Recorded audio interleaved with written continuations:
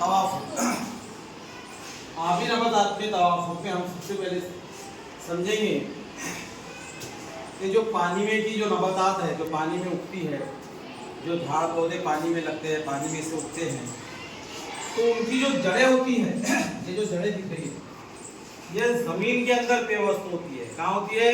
जमीन के अंदर। पहला पॉइंट कि आबी नबातात की जड़ें जमीन में पेवस्त होती है। कहाँ होती है?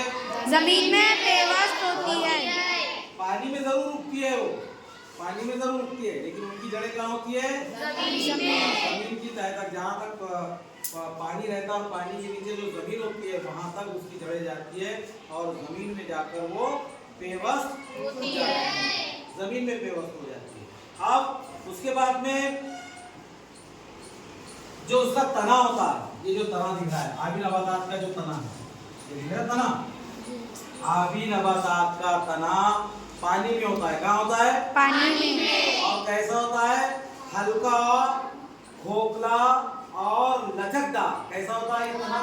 हल्का, खोखला, लचकदार।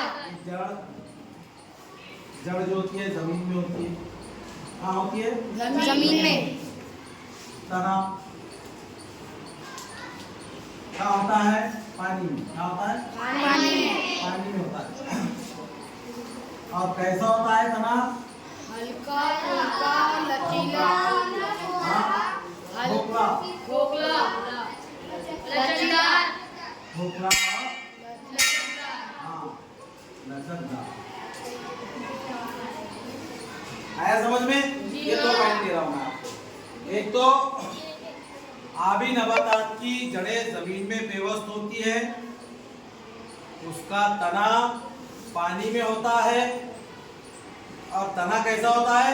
हल्का, खोखला और लचकदार। खोखला मतलब पैप तुम अंदर से, बिल्कुल खोखला, भरा हुआ नहीं होता है, एकदम अंदर से पैप के जैसा होता है। हाँ, खुराक होता है। तो वो क्यों होता है, उसके अंदर ये तवाफुक, ये हम अगले पीरियड में देखेंगे।